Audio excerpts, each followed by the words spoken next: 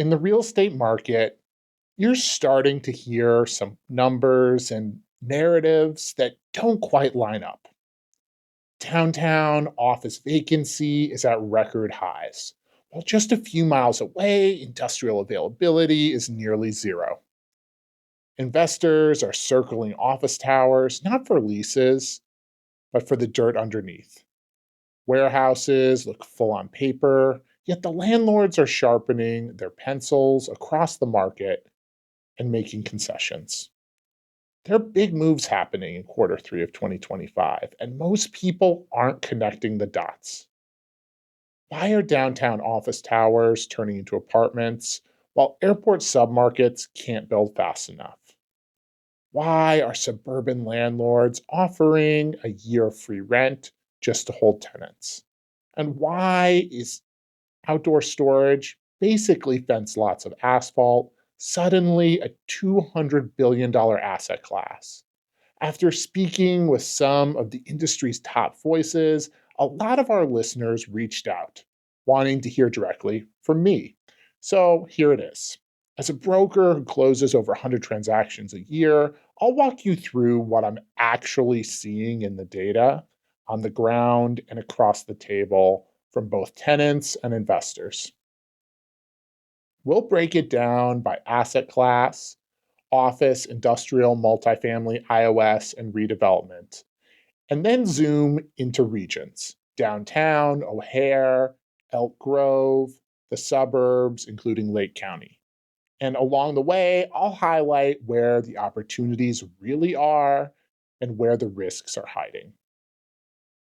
Let's start with office, because that's where the cracks and the opportunities are most obvious. Downtown vacancy is hovering around 27%. That's a record. If you own commodity office space in the loop, you're not really competing for tenants anymore. Ultimately, you're competing for a new future. The city knows it, which is why the LaSalle Street program is already pushing for more than 1,700 new units of housing through conversions, and 30 North LaSalle itself is on track to deliver 349 apartments, with more than 100 of them affordable. So, for investors, this isn't about trying to underwrite 2010 office rents. It's a land and conversion play. Your return ultimately for most market comes from TIF dollars, zoning, and the ability to execute complicated repositioning. If you own a trophy asset or you're in Fulton Market, yes, there's still capital for office deals, but Fulton is trading in another city entirely. But for everything else, it's survival, and it's survival of the most creative. For occupiers, this is the most tenant-friendly market in 20 years. If you've got a lease coming up, you can capture tenant improvements and free rent packages at levels we haven't seen since the financial crisis. A minus and A plus towers are still in competition mode, but B and C stock, you can write your own coupon. O'Hare's office market tells a very different story than downtown. While the central business district is pushing record vacancy near 27%, the O'Hare submarket is holding much firmer, closer to the 18 to 19% range. That's not great numbers historically, but it is significantly better than what you're seeing downtown or even in parts of the north suburbs. Why the relative resilience? Proximity to logistics is part of it, but the real differentiator is infrastructure. Reliable power capabilities in the O'Hare corridor support everything from aviation to data heavy occupiers.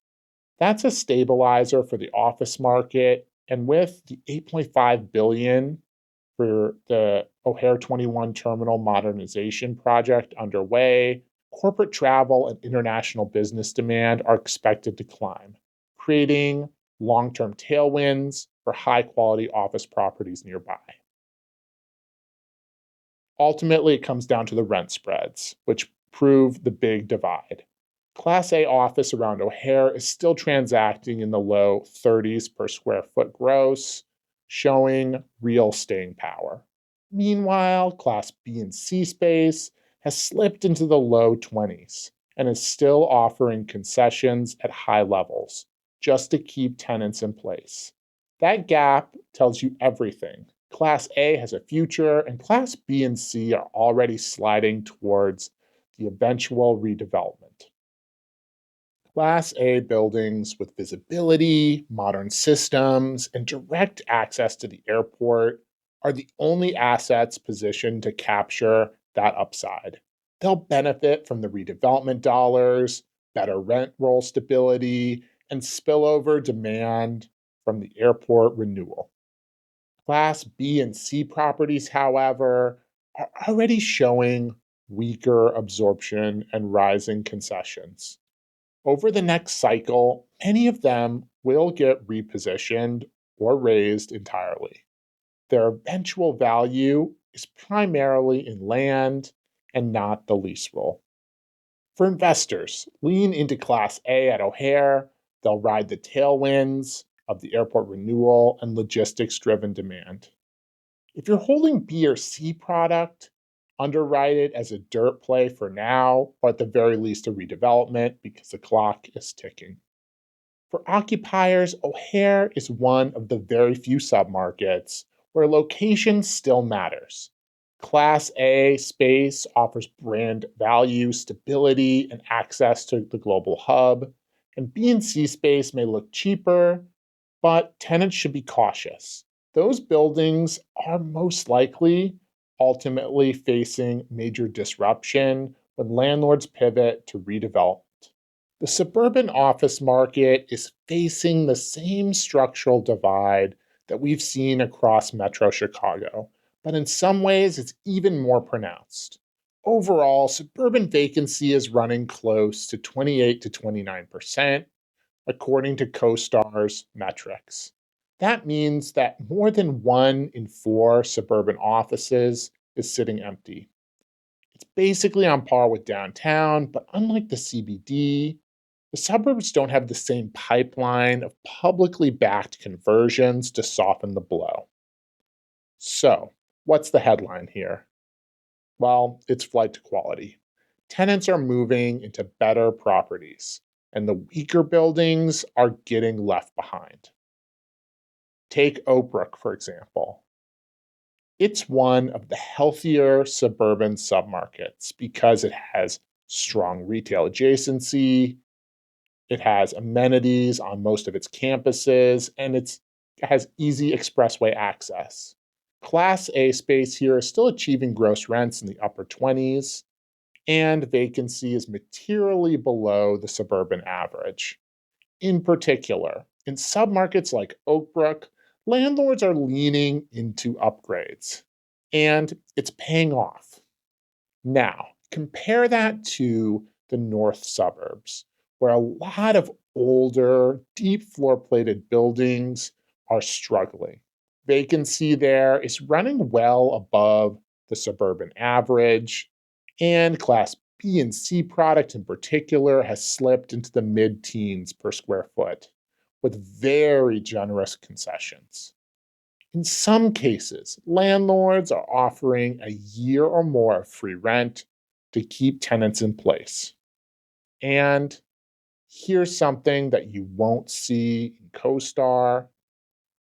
Based on conversations I've had, some of them behind NDAs, I can confirm that the north suburban market is likely to see millions of square feet quietly start to exit the office marketplace altogether. Those properties will transition into a combination of residential and industrial uses over the next few years. For investors, that means holding Class B and C suburban offices is essentially, in some cases, holding covered land. For tenants, it means you need to think twice about signing long term in a building that might not stay office for very long. For investors, this is a bifurcated suburban market. If you've got a true Class A asset with good bones, natural light, structured parking, updated systems, you can still win tenants relocating out of the city or from weaker suburban corridors. But if you're holding obsolete product, the math is very different. It's ultimately most likely a redevelopment play. For suburban occupiers, this is a rare window of opportunity. In stronger nodes like Oak Brook or Schaumburg, you can lock in stable, high quality space at a fraction of the downtown price. In weaker nodes like the north suburbs, landlords will effectively pay you to occupy space. Either way, the balance of power is in the tenant's favor, with improvements and allowances for rent abatement and flexibility clauses all on the table.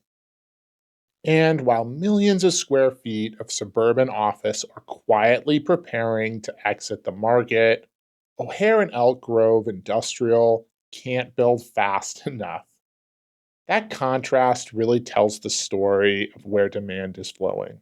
So let's dig into the industrial market. Let's step back and look at the region as a whole. Chicago is still the biggest industrial hub in the country, with over 1.4 billion square feet of inventory. Vacancy right now is running around 5.4 to 5.9%, depending on which data set you pull from. That's higher than the crazy tight 3% range that we saw a couple of years ago. However, it's also still well below the long term average. Translation, we're not in a free fall, but we're normalizing. Rent growth has cooled, absorption has slowed, sublease space has ticked up a bit, but the base of demand is still very strong. This isn't a market that's falling apart, it's a market that's catching its breath. For investors, gone are the days of underwriting 10% annual rent bumps and getting away with it. Now you need to have discipline. You've got to look at location, user mix, and how utilities line up. The most important truth of this episode is we're starting to see the outlines of the next real value play. And it's not obvious to everyone yet, so I'll come back to that towards the end of the episode. For occupiers, the good news is you don't have to panic anymore. In 2021 and 2022, tenants were grabbing anything they could, often making decisions in weeks. Today, you've got breathing room. You can tour a little bit more, you can negotiate a little harder, and lock in more flexibility. What you probably won't see are massive rent cuts, as landlords are still protecting rate cards. But what you will see are richer concessions generally across the board, including TI dollars and lease terms that actually bend towards your business's needs. Now, let's get to the fortress, Elk Grove Village and the O'Hare corridor. Vacancy here was just 1.96% in quarter one of 2025. That's basically zero. And remember, you can't just go out and build another 50 million square feet in Elk Grove. It's built out, so supply is permanently constrained. Add that to all the infrastructure that's going in. ComEd is already constructing a new 260 megawatt substation to feed a massive data campus near O'Hare. That's the scale of demand that we're dealing with, not just warehouses, but power hungry cold storage and data tenants piling in. On top of that, the $8.5 billion O'Hare modernization project is underway, which means that more passenger traffic, more international cargo, and more corporate business is headed to Elk Grove and O'Hare. The halo effect of that expansion only makes O'Hare adjacent properties more valuable. So, for investors, Class A industrial in Elk Grove and O'Hare isn't just stable, it's gold plated. Scarcity, power, and airport adjacency keep driving up value. If you own land here with entitlements, You're sitting on long-term premium assets. For occupiers, if you need space in this corridor, you can't wait until you need it. You have to pre-commit. Utility upgrades alone can take 18 to 24 months. So if your business is power intensive, you need to plan now, not just next year. And if you don't absolutely need O'Hare, you might be better off looking north or west because competition here is fierce and pricing reflects it. Now, let's talk about Lake County, which I think is one of the more underrated success stories in Chicagoland. Since 2021, Lake County has seen 1.78 billion in investment, creating 4,000 new jobs and retaining another 2,700. That's a big win for Suburban County, and it's not just numbers. It's a whole wave of new activity in manufacturing, life sciences, and advanced logistics. Why? Well, you've got pro growth municipalities that actually want development, permitting is faster, deals move smoother, and investors don't get tied up in endless approvals. You've also got a serious talent base, especially in the life sciences. Abbott, AbbVie, and their ecosystems are all here. You've got great connectivity north into Wisconsin and south into Chicago without the same congestion and land pricing that you see around O'Hare and Elk Grove. So, for investors, Lake County is the execution story. It's not the flashiest market, but if you want to close a deal and actually get it built, this is where you go. There's also real opportunity to modernize older industrial product and reposition it for advanced users, particularly in the life science space. For occupiers, Lake County gives you a cost advantage. It's more affordable than O'Hare, less congested, but you're still within striking distance of the whole region. If you're a life science tenant, the clustering effect here makes your hiring and supply chain easier. And for logistics players, it's a solid regional node with quick access to both Milwaukee and Chicago. So here's the industrial takeaway. It's still the healthiest sector in the region. Vacancy has ticked up, but only to sustainable levels. O'Hare and Elk Grove are landlocked powerhouses with no end in sight. Lake County is growing fast because it can actually get deals approved and delivered. But I'll say this, the real story isn't just in today's leases or today's rent rolls. The smartest money of all is already chasing something else, the infill redevelopment play.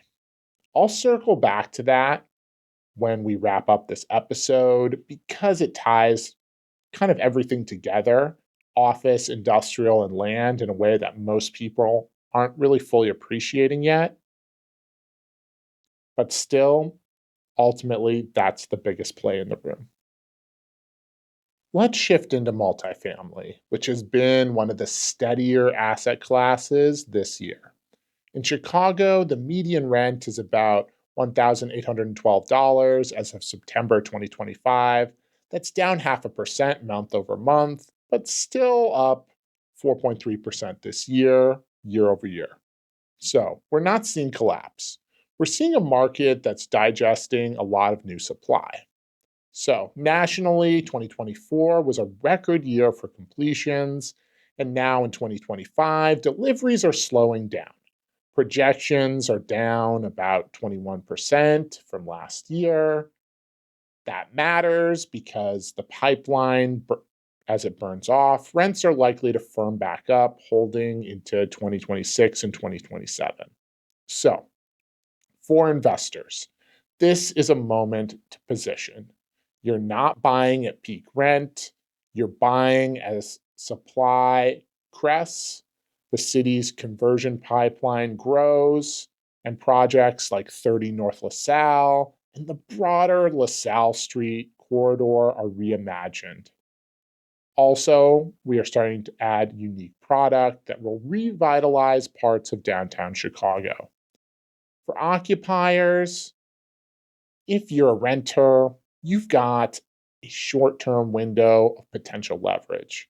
Concessions are back on the table in some Class A buildings and submarkets, but long term, expect pricing to strengthen again as supply continues to be relatively constrained. Now let's dig into iOS. Industrial outdoor storage. This is one of those corners of the market that doesn't look glamorous, but it's been a stealth outperformer since 2020.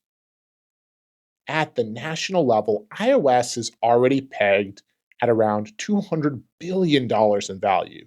Vacancy is usually half of what you see in bulk warehouse, and rents have consistently outpaced warehouse growth for the last 5 years. That performance comes down to just one thing: scarcity. You can always build another warehouse somewhere on the edge of the metro, but you can't just wave a wand and create new truck yards. Zoning boards hate them. Neighbors fight them, and most municipalities push the land towards higher tax uses. Once a site is paved, fenced, and entitled for iOS, it's basically irreplaceable. For investors, this is about as clean a cash flow play as you can find. iOS has sticky tenants, low capex, and minimal obsolescence risk. Landlords hold all the cards because tenants can't relocate easily. That's why institutional capital has started pouring in. They see consolidation, potential in what has historically been a mom and pop sector. If you can assemble infill iOS portfolios, you've got something that trades at a premium. For occupiers, this is a brutal market. Moving a truck yard is a nightmare. You've got permitting, security, fleet logistics, and employee access to worry about. That's why renewal probabilities are sky high. Once you're in, you tend to stay.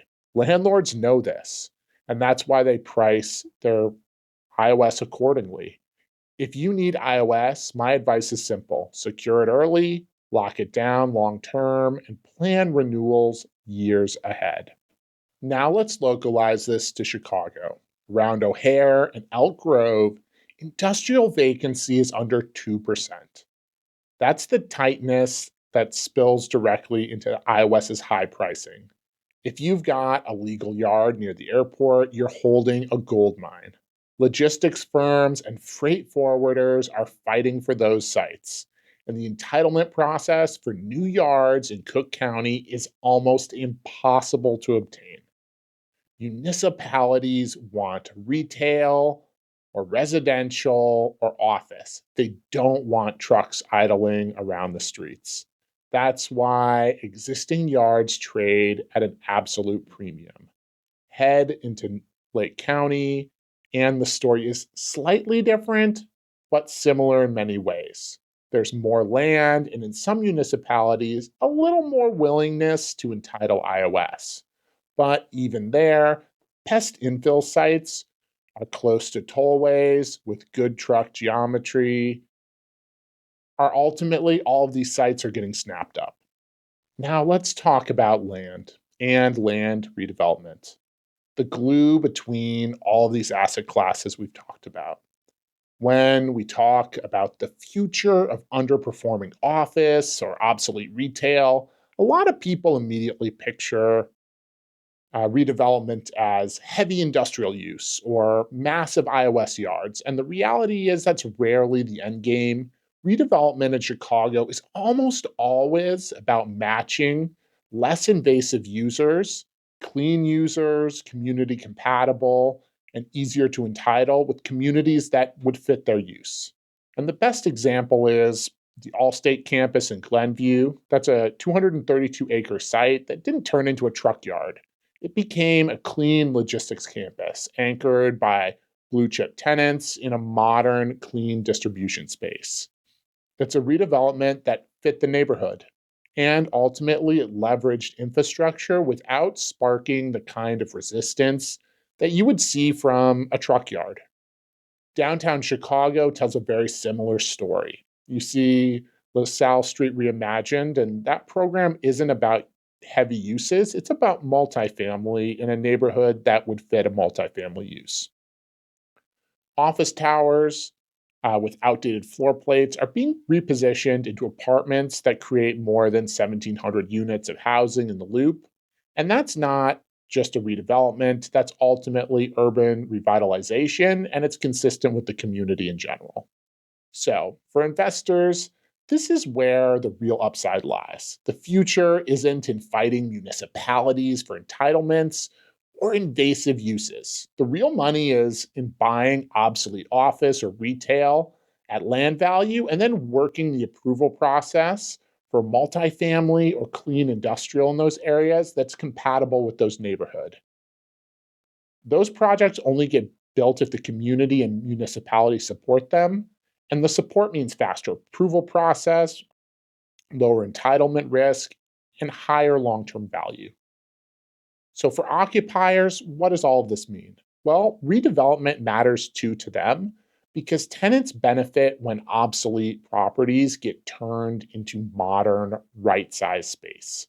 Manufacturers and logistics users see new infill facilities as efficient, and they often have efficient layouts, and renters ultimately get higher quality product for better value. So even as office tenants are starting to lose because the market is contracting, what we're starting to see is generally across the Chicago metro area, matching of demand with supply, and we're going to see overall a much more equitable market for occupiers across the board. Here's the story of Q3 2025. The market is splitting. Downtown office vacancy is stuck near 27%, and commodity towers are ultimately going to end up most likely as land plays in housing conversion. By contrast, O'Hare's office market holds a steadier market, but also at the same time, you see a big divide between Class A and Class B. And ultimately, those Class B, which are increasingly granting concessions, will also end up as redevelopment plays. The suburban office market is just as divided, with strong nodes in Oak Brook, which still attract strong tenancy. However, you're going to see a lot of supply in weaker areas start to come off the market. Industrial remains the backbone of the market with vacancy in the mid fives. Elk Grove and O'Hare are under 2%, and Lake County is ultimately thriving as well with pro-growth execution. Multifamily rents are generally steady, and iOS is scarce, sticky, and institutional money is flowing in at high rates. Ultimately, the real value play will probably end up being infill redevelopment into less invasive uses like multifamily, clean industrial, and flex space that neighborhoods and municipalities will support. I'm already tracking several of these opportunities, opening up some development potential and opportunities that are on and off market. If you want more insights like this, reach out to us at vvco.com and subscribe to the Real Finds podcast. You can find us on YouTube, Spotify, or wherever you get your podcasts. I sit down with industry leaders and show you where the real opportunities are.